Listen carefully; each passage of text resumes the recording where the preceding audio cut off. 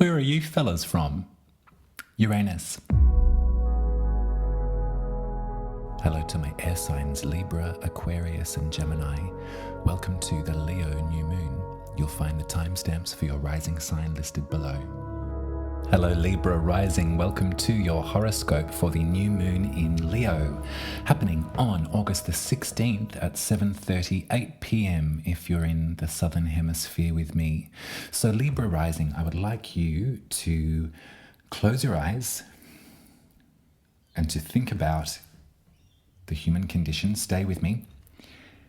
Think about how tiny our existence on this planet is as far as the history of it. Think about how old we know this planet is, and think about humanity's imprint on this planet in terms of time, in a linear sense. Stay with me. It's a fraction. Think about our access to one another, how we relate to each other, how we experience things like joy and love and excitement and fun and pleasure. And think about your skill set and how you can incorporate yourself into a sense of belonging in humanity, to be proud of your species, stay with me, and to be like, I'm a human being and I don't know how long I'll be here, and I'm going to do the best that I can to make it worth it and have a good time. That's what I'd like for you to do at this new moon in Leo, Libra rising. Leo rules your 11th house of the collective, of the human spirit, the human condition, and the ability that we have to cooperate. Now, Leo, the sign itself, rules this part of our body, us, the heart chakra, if you wanted to, in those terms, the green emanation of light in terms of the rainbow.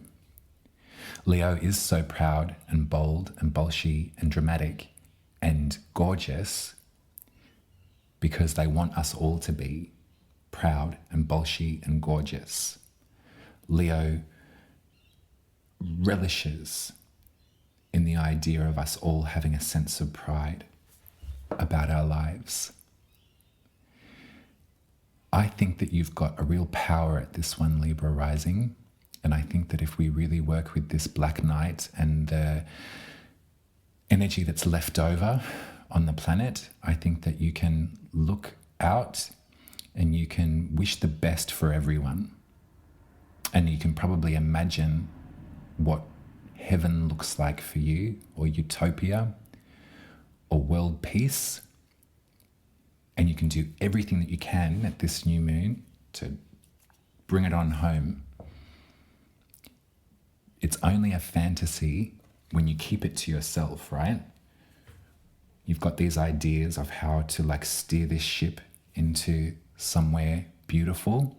So do it. Maybe even voice that to your friends, people that you do care about. Maybe reach out to folks that you really admire and love and are thankful and grateful for their existence. There's a temptation to kind of look and read about the atrocities of our species and the ever-growing sort of hate machine. That's one way to perceive the human species. Another way is to remember who you love and to tell them. We get to plant seeds at a new moon. We get to sort of look forward to something growing. So in your sense of community and friendship, good spirits, plant those seeds. I've got the Fool here, and I'll tell you why. A lot of modern astrologers and modern tarot readers, and by that I just mean probably in the past 100 years or so, they will ascribe the energy of the planet Uranus to the Fool because there's something innovative that the Fool has in their knapsack. There's a sort of fearlessness that they approach life with too. They may be re-emerging from their cosmic egg, the zero, and they've got some great initiatives to get started. And happily, in the company of their beautiful dog that trusts them, that doesn't sense any danger, they're going to take a step forward into a brave, bold new world. I like to maybe have a think about Uranus, and I'll tell you where that is in a moment.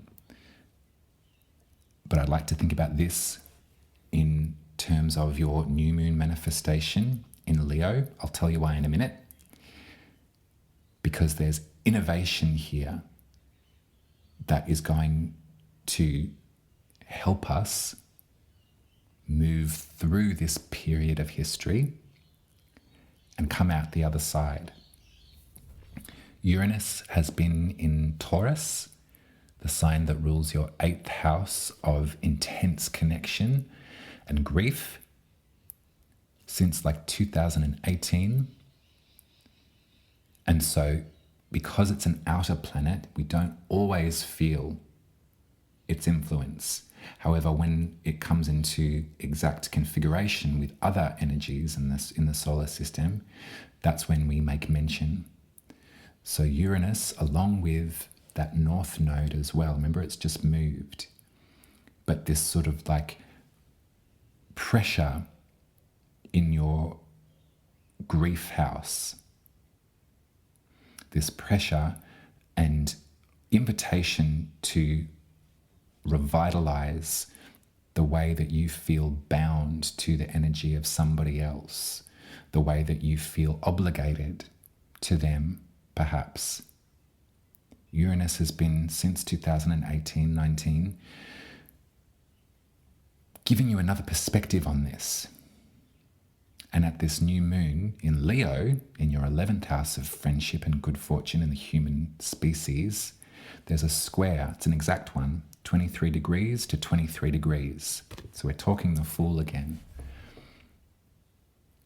I'm kind of feeling, Libra rising, that there was a way that you thought human beings coupled up, developed abundance, and then handed it to the next generation. That's one example.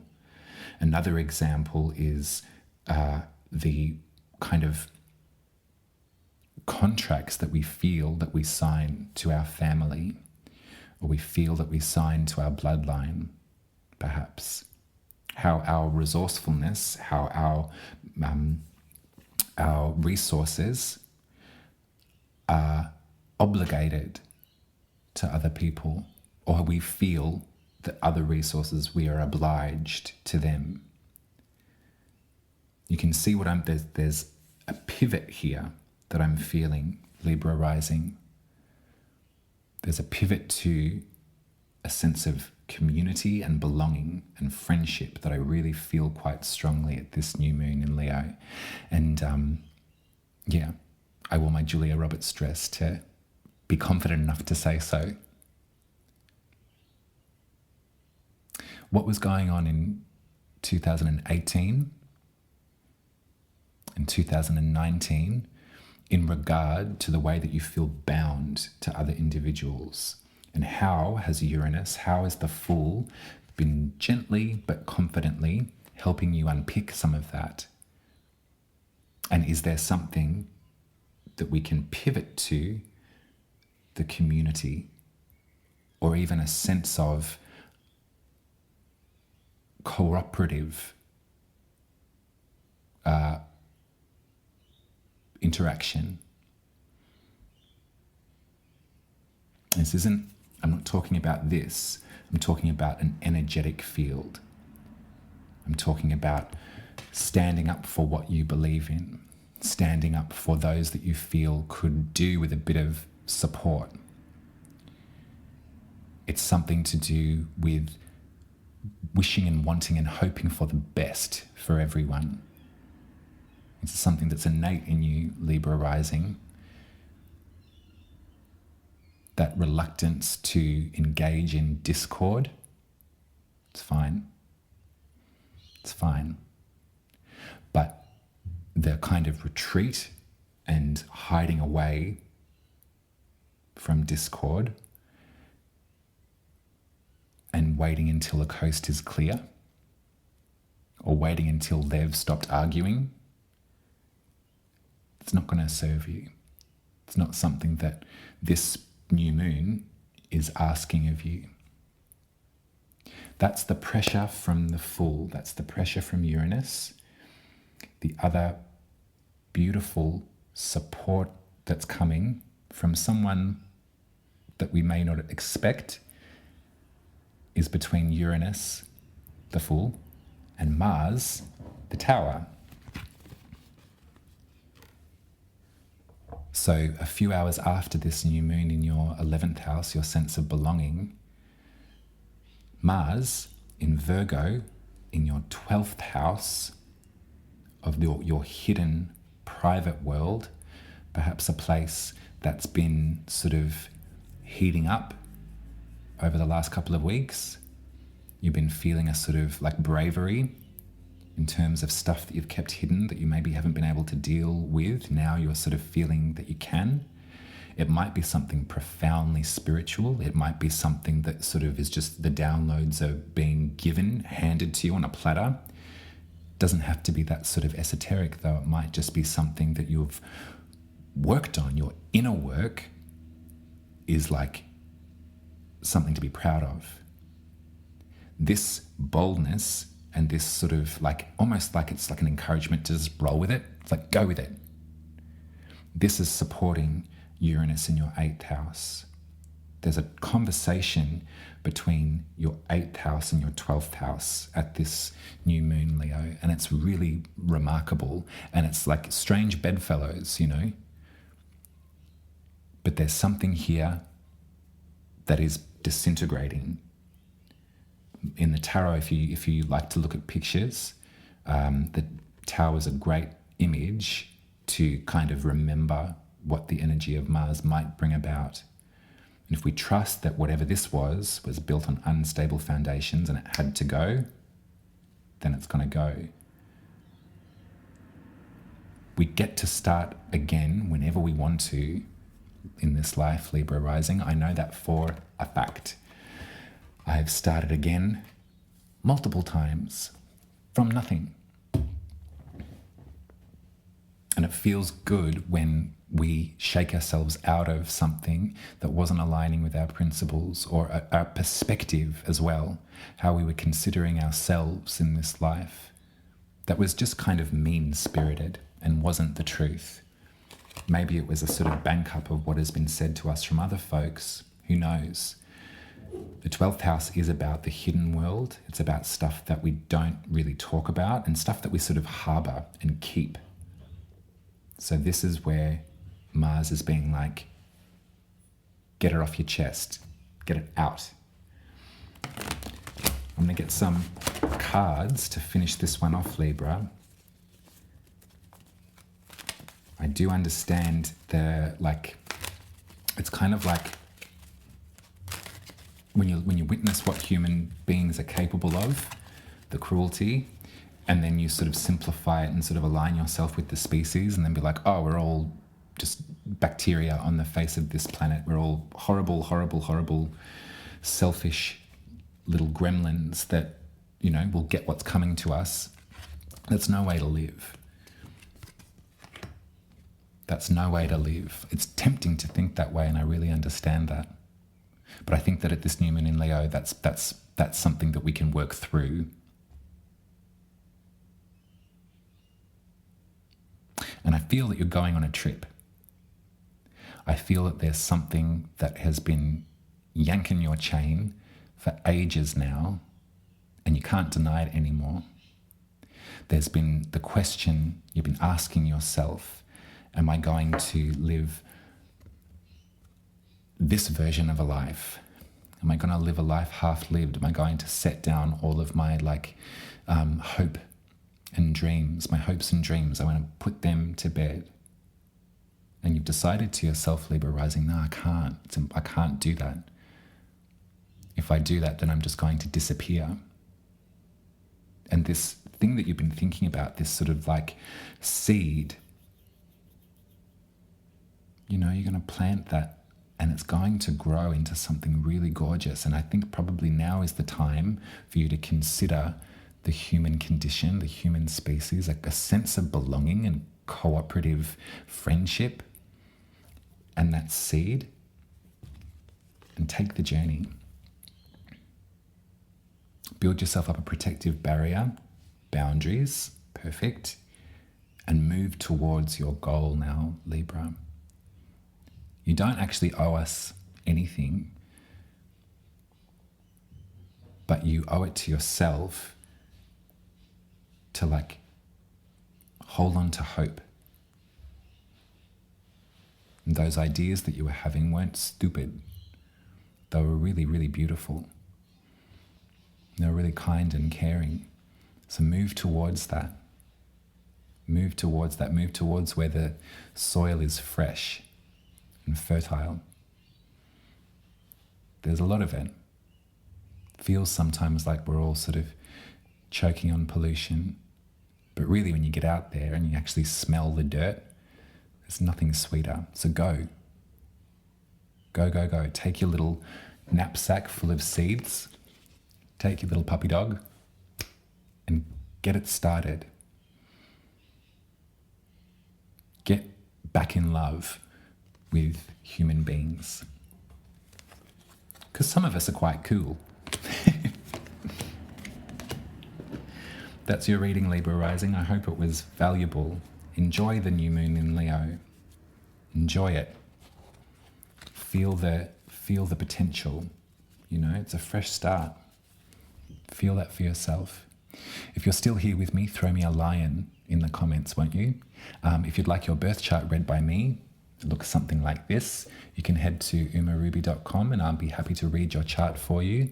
I feel confident enough to start offering something called the Goddess Asteroid reading. I haven't published that on my website yet, but I'm going to get there and craft it a little more. But it's been a line of study that I've been really involved in for some time now, and I'm getting a greater sense of confidence about how to interlay the beautiful asteroids from 1800 to 1807, I think it is. The first four, the major ones, and how we can sort of talk about them in regard to your birth chart too. So if that was something that you wanted to hear more about, email me or book in a session and make mention of that.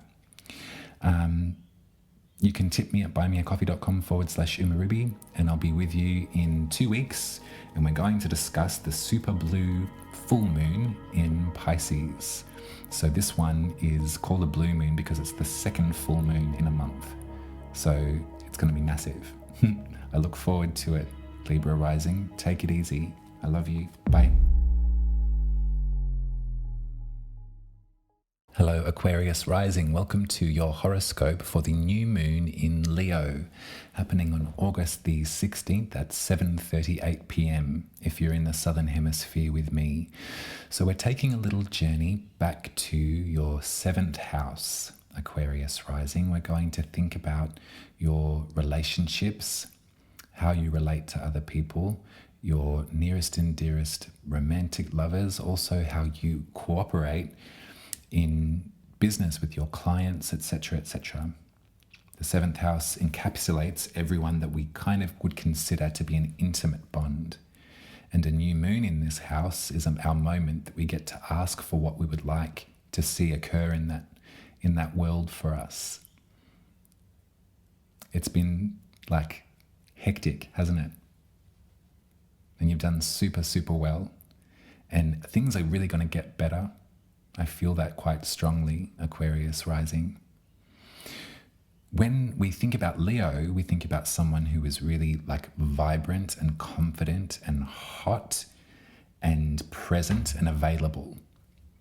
So perhaps that's something that you would like to ask for in regard to folks that are relating to you, folks that are in relationship with you, we can sometimes look at the qualities of the sign that take up our 7th house, and we can look to them as maybe like there's like a sense of encouragement from the skills of other folks. We can learn to experience life in a certain way. Aquarius is a beautiful, incredibly intellectual sign, isn't it? You know, there's a lot going on in the mind. There's a lot of analysis and a lot of innovation that happens in Aquarius, whereas Leo is much more sort of like red-blooded and passionate. And so sometimes if you're feeling out of step with that aspect of life, the 7th house is a beautiful place to receive some guidance in that world too. So there'll be no moon in the sky. You'll be in darkness, and you'll be able to like fantasize a little bit. Maybe if you're not in partnership, you can have a little think about who you'd like to be in partnership with. Maybe if you are in partnership, you can sort of stoke some of those fires again. You can reinvigorate the passion. If you're working sort of closely one-on-one with people, maybe there's sort of a burst of enthusiasm and like self-confidence that you can ask for in regard to your professional expertise. Now, I've got the Fool here. I want to talk about the Fool with you. So some tarot readers and some astrologers would liken the significations of the Fool with the planet Uranus or Uranus. And that's one of the planets that does speak to your sign, Aquarius. In modern astrology, because we have only had Uranus in our consciousness since 1886, I think. It's been fairly recent. It took the telescope to discover the planet and to then, for it to be named, and then for the significations to feed us. Already that's quite literal. It's sort of like innovation, flipping the script on perception. You know, we thought that the universe was to this point, but now we can see further because the technology has extrapolated. The Fool is like unafraid to like take the next step. They don't have much, they don't really need much, but there's a brightness with the Fool that does speak to innovation. You know, it's sort of the best way to like shake things up is to set down some of the fear. Or what does my mum say? Feel the fear and do it anyway. That's actually a great way to describe the Fool card. The reason that I'm talking about Uranus is because this new moon is speaking to Uranus. So the moon and the sun are at 23 degrees in Leo in your 7th house, and they're in square with Uranus at 23 degrees of Taurus in your 4th house. So Uranus has been in your 4th house since 2018, 2019. So when you consider your home, your roots, your ancestry, your privacy, and the innovation that perhaps has been occurring in that world for you for about 5 years now, there's been a fresh perspective or a new way of thinking about these things that has been gently permeating your perception. And Uranus is not moving from Taurus until 2026. So this isn't sort of like, there's no urgency attached to this one, Aquarius, but it definitely is a marker point because it's in direct conversation with the sun and the moon. We'll remark upon it, won't we? And we'll think about our relationships with our nearest and dearest. We'll think about our home, our privacy, our ancestry, a sense of feeling nurtured as well. Perhaps this has got something to do with your caregivers. Maybe this has something to do with folks that you care for or have cared for. It could simply be to do with your sense of privacy In opposition to the 10th, which is public, this is the 4th. And this is where Uranus has been working their magic for the past 5 years. So this is a point in time to remark upon that. So maybe you can imbue some of your new moon manifestations with a bit of Fool energy. Be a little bit unafraid to see the cliff and jump off. Now, 4 hours after, I think, this new moon, Uranus is in another conversation, but this time it will be with Mars in Virgo.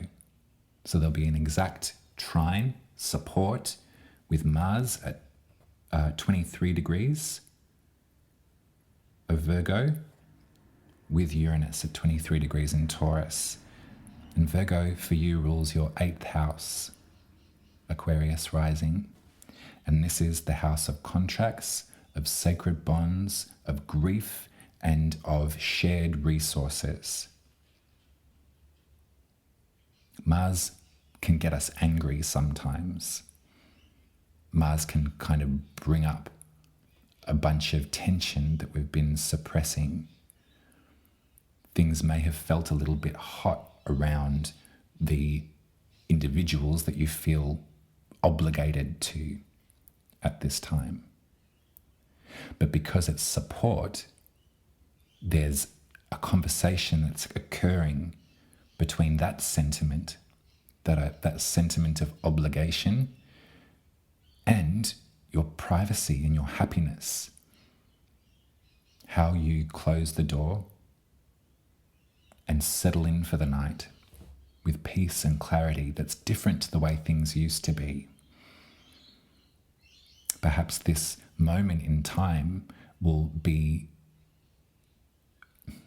I was going to say punctuation, but things rise and they fall, don't they?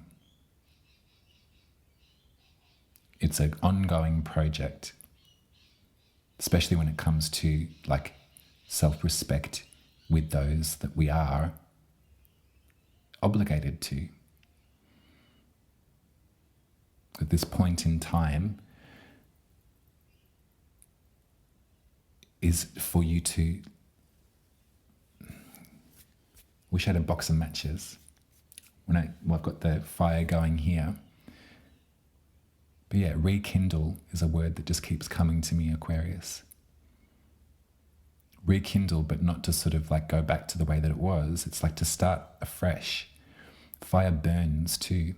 Mars burns sometimes. Sometimes it can cut too. It does real sharp objects, like cutting the cord in some way.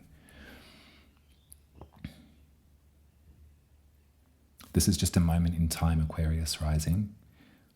There's a lot of power to it. I think if we really reconsider the relationship that you have with the planet Uranus,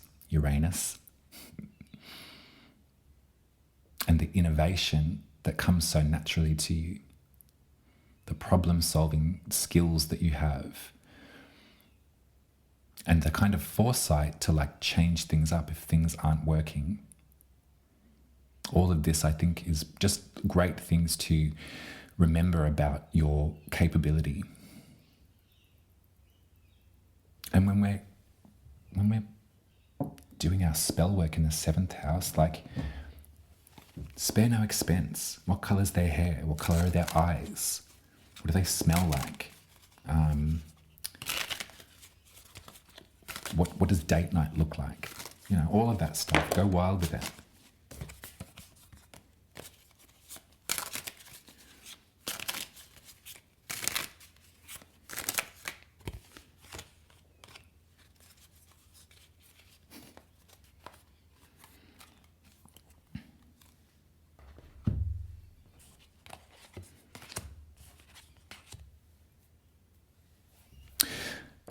All right, you're going to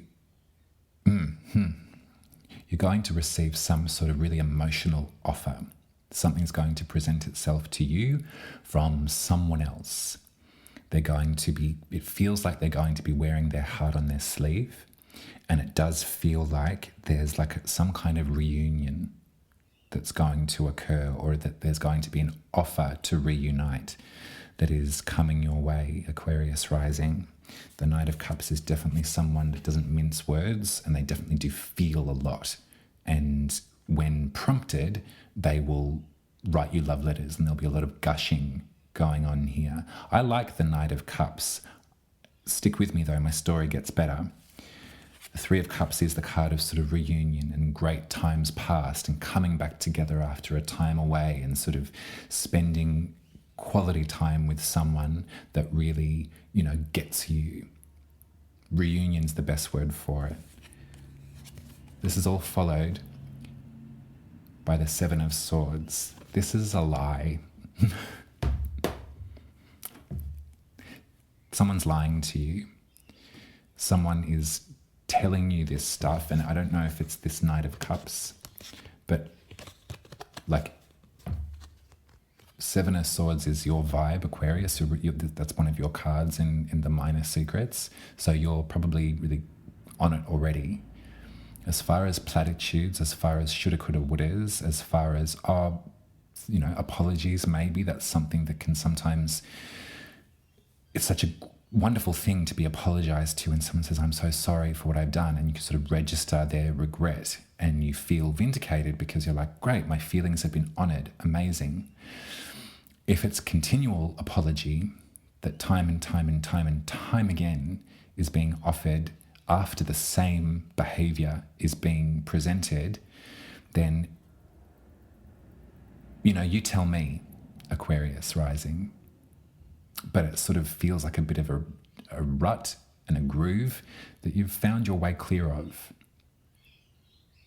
And this isn't to say that you're going to be like unkind to this sort of prophecy of reconnection, but maybe have a real think about how many times this has been the story, or this has been the tune. And how many times you've sort of felt that kind of like hope and then frustration. Now, the Seven of Swords is like, sometimes it can be like you're not being told the whole truth. Things are being left out as well.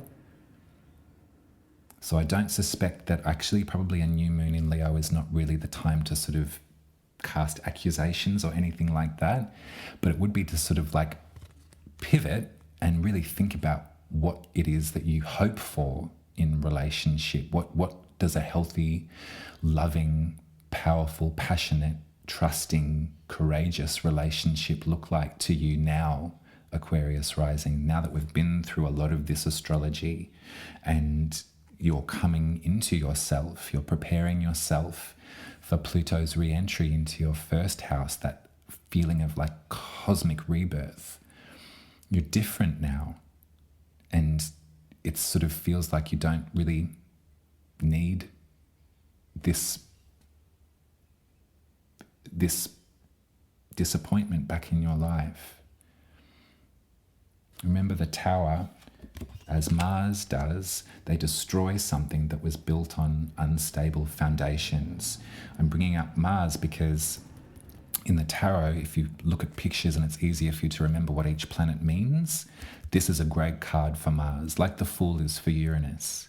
But the Tower is heavy Mars energy because it's an interception, a destruction of something that was built on really unstable foundations. There was nothing to this thing. It was wobbly as it was. And so if Mars is speaking in your 8th house of intense connection and obligation to other folks, it's sort of like, knock it down. Ba-bow. Nope. This is like, I'm actually working with Uranus here. I'm actually feathering my own nest. I'm building my own trajectory, my own pathway forward. I am open and willing and ready to receive connection when it happens, but I'm not chasing anything. I actually have a list a mile long that is full of like fantasies, and I'm kind of working with that and I'm focused on that. What do they look like? What do they smell like? How do they love me? How does an embrace from them feel? What's their favorite thing for breakfast? Can they cook what I like to eat for breakfast? Some folks in their Knight of Cups vibe can, like, the sentimentality can be overwhelming, especially when it's the Three of Cups too. That's sort of like reunion, let's come back. I miss you, babe. No one does it like you, babe. Sure. The Seven of Swords is up to you, honey. I would take it as like a little bit of like a sort of like an offer to sober up a little bit. You get drunk on love sometimes. That's what Beyonce says. We don't always have to. We can say, no, thank you.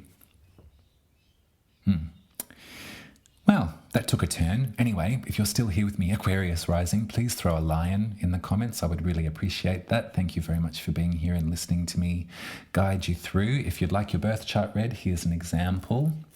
I can draw one up for you and take you on a journey on your own evidence, the proof that you exist here on this planet. If you'd like to learn more about the asteroid goddesses, then I would encourage you to reach out to me. I've been training, as it were, and learning as much as I can about mythology and astrology and how powerful that relationship can be. And in fact, it's sort of colouring my readings from here on out. It's like a foolproof way to connect, I would say. So if you wanted to learn more about your goddesses, do let me know. You can tip me at buymeacoffee.com/umaruby, and I will be with you in 2 weeks and we'll discuss the super blue moon in Pisces. This is going to be massive and maybe a little bit psychedelic, and it's going to have a lot to do with your sense of self, your coin, your resources, your talents, all of that good stuff. So I'll see you in 2 weeks, Aquarius Rising. Great big love to you, and enjoy this Leo new moon, and like the person of your dreams is on the way. It's true. Bye.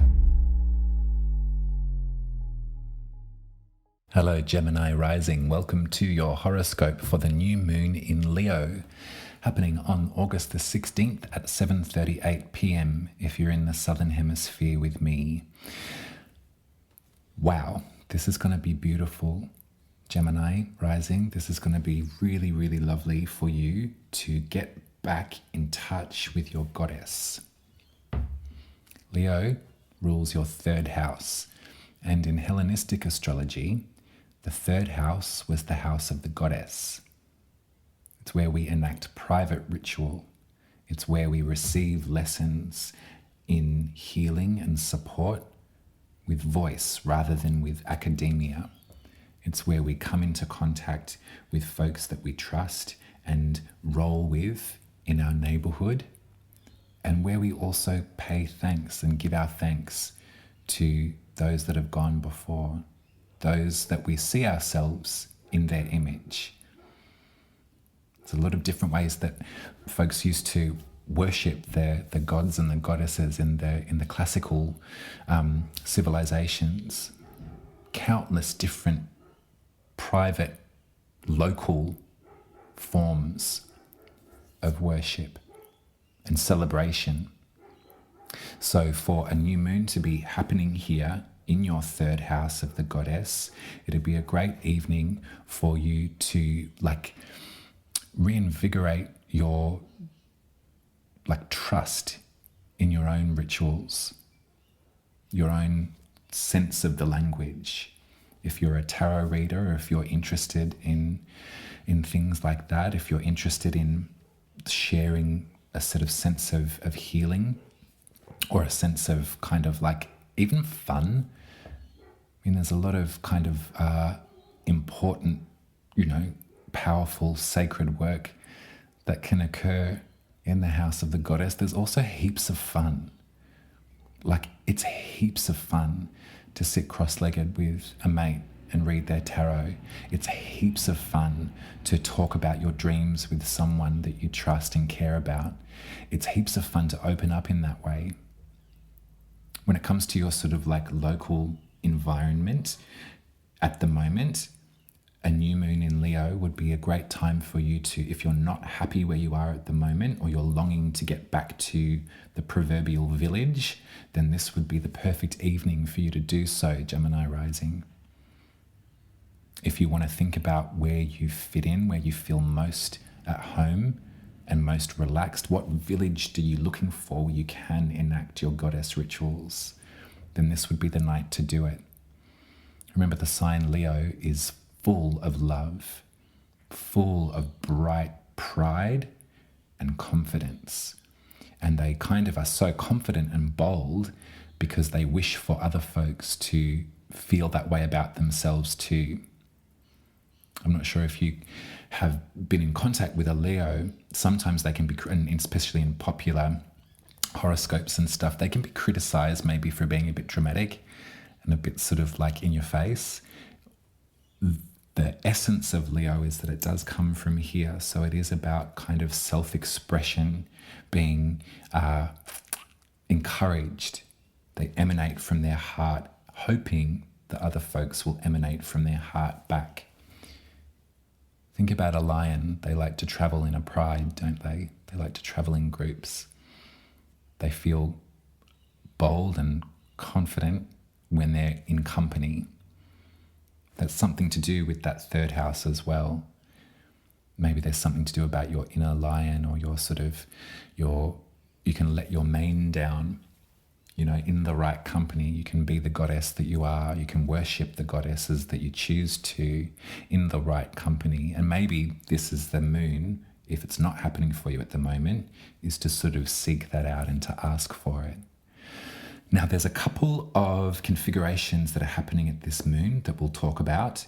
So first off the bat, at 23 degrees in Leo is where the new moon is taking place. And then that will form a square or pressure with the planet Uranus that's in Taurus in your 12th house. Now, this has been going on for some time. So for the past 5 years, I would say, since like mid-2018 until now, we've been feeling the presence of the planet Uranus in Taurus. Uranus revolutionizes. Uranus flips the script, changes things up, brings forward a new perspective, a new way of being. There's a great sense of innovation with Uranus. When it was discovered with a telescope, that was a signification of the planet already, that it took technology and a greater perspective to realize, that's not the outer, Saturn isn't the outer limits of our stratosphere. In fact, there's Uranus a little further out. Who knew? That's how we can sort of think about, if you're trying to remember what each of the planets mean. If you like to look at pictures, then look at the Fool. In a lot of modern tarot readers, modern astrologers will talk about Uranus and its significations with the Fool. The Fool's unafraid to make the step forward, leaps and bounds, to jump into a brand new way of being, a brand new way of seeing the world too. And so Taurus for you, Gemini rising, does rule your 12th house, which is our hidden work, our inner work, parts of us that we perhaps don't discuss so much. You know that term when you sort of think about people that are doing their inner work, it's sort of rich and private, and sometimes can be a bit scary. There's parts of us that we don't wish to reveal about ourselves, or we don't wish to be so bold with. But Uranus has been there for you in what I would probably consider some sense of support, I would say. Uranus can really work to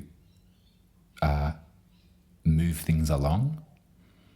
And so that's been since 5 years ago. So think about 2019 and think about your sort of hidden private world and what was sort of being encouraged to revise? What were you revising about? Maybe your relationship with your mental health, maybe your relationship with your, your past. Perhaps there were things that were being reviewed again. Could have been a perception that you had of yourself too, based on one vantage point of you being, insert derogatory word here, it could have been feeling that you're inadequate or stupid or crazy or whatever you'd like to put that word in there. But Uranus has been like, no, this is hard work and this is heavy, but I'm here for you. And we're actually going to change our perspective on how you consider yourself, Gemini rising. So again, gently think back to 2018-19 until now. Now, Uranus won't be leaving your 12th house until 2026. So we've still got time as well. This isn't something that needs to sort of be finished up with. But at this new moon in Leo, in your house of the goddess, there is a sort of pressurized conversation that's happening there. There's a conversation between the luminaries in your house of the goddess and Uranus in your unconscious reality. So what are they talking to each other about? What are you potentially used to be unafraid? You used to be afraid, rather, to step forward into, and maybe now you're growing in some sense of confidence about this thing. So that's the moon, and then 4 hours later, after the new moon is exact, at about 2 minutes to midnight, I think, something like that, on the 16th, Uranus, the Fool, will be in further conversation, this time something like support, maybe than pressure, with Mars. And Mars is in Virgo. So I got the Tower out, and if the Fool is a great visual example of Uranus, then the Tower could be a great visual example of Mars and what the energy of the red planet can bring into our lives. Now for you, Virgo does rule your 4th house, Gemini rising. So this is your sense of home and roots and privacy. And so for the last several weeks, maybe longer, maybe probably about a month, I would say, there has been that activity. So if we think back to the horoscopes gone by in just the last month, and think about all of that sort of the face-off with Saturn in Pisces, and the sort of potential drama that occurred in your 4th house, your sense of belonging, privacy, ancestry. Well, now, old buffhead Mars is in support with Uranus in your 12th house. It's almost as if you're sort of being encouraged to roll with it, to roll with the changes, to roll with the sort of redirection that your life has taken, and to kind of allow this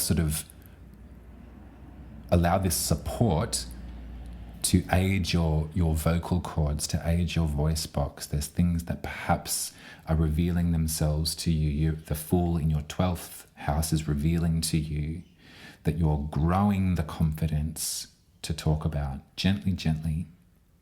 The day that I'm releasing these, hopefully if I get it done in time, is going to be the 13th of August. And on this day, the Sun and Venus have conjoined exactly. So there's a Passover for Venus in our sky, from night star to morning star. Still the brightest, most beautiful thing that you can look at in our sky as far as I can see it. Venus is the Empress in the tarot.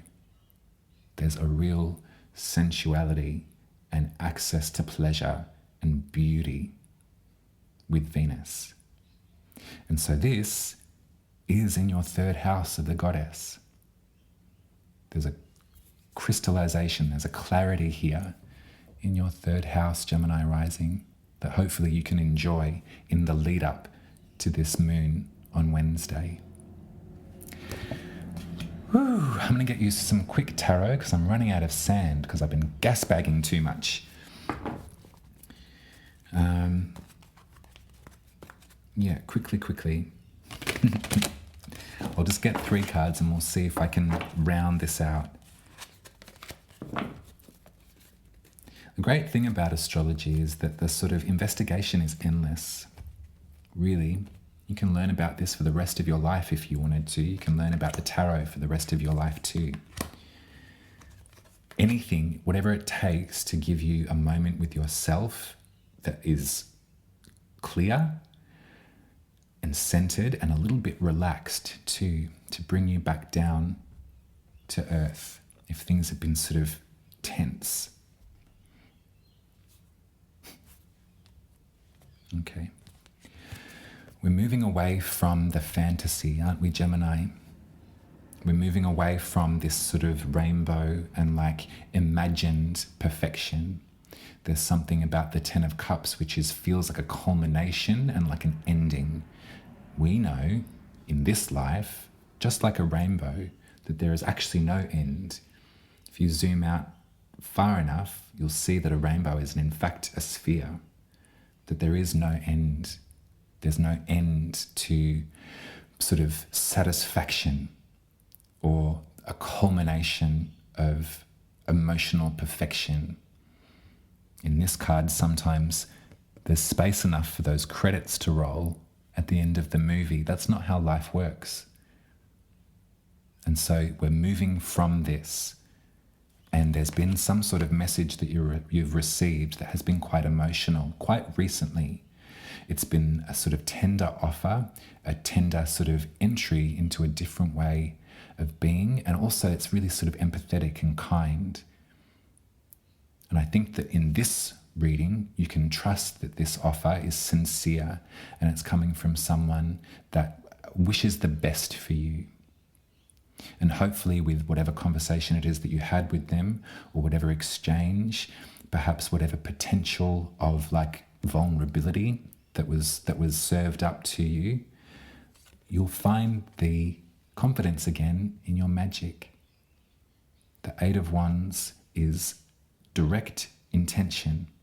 There's a motorbike underneath this version of the card. But it's 1, 2, 3, 4, 5, 6, 7, 8 powers, all directed into the same way. So this can be something that we can sort of relax into the idea of its beauty, but also its sort of fallacy of an endpoint. Let this steep a little while. Let this sort of conversation sort of imbue itself into your being. And then that will have the building blocks for you to sort of pick yourself back up and to stand proud and to make the next steps when you're good and ready. There's no rush on this, Gemini rising. Maybe let this be the central point for the moment. That's your reading. If you're still here with me, Gemini rising, please put a lion in the comments. I'd very much appreciate that. If you'd like me to read your birth chart, you can head to umaruby.com and I'd be happy to draw one up for you. Here's an example of what they look like here. You can tip me at buymeacoffee.com/umaruby. And I'll be with you in 2 weeks, and we're going to discuss the super blue full moon in Pisces, which is going to be a bit of a trip. It's going to be a sort of like glowing release and like opportunity to say sayonara to preconceived notions of our public face, how folks perceive us. We can wave goodbye to that. We can even set something out into the world that proves them wrong, or that welcomes the new version too. That's it. Love you. Take care. Bye.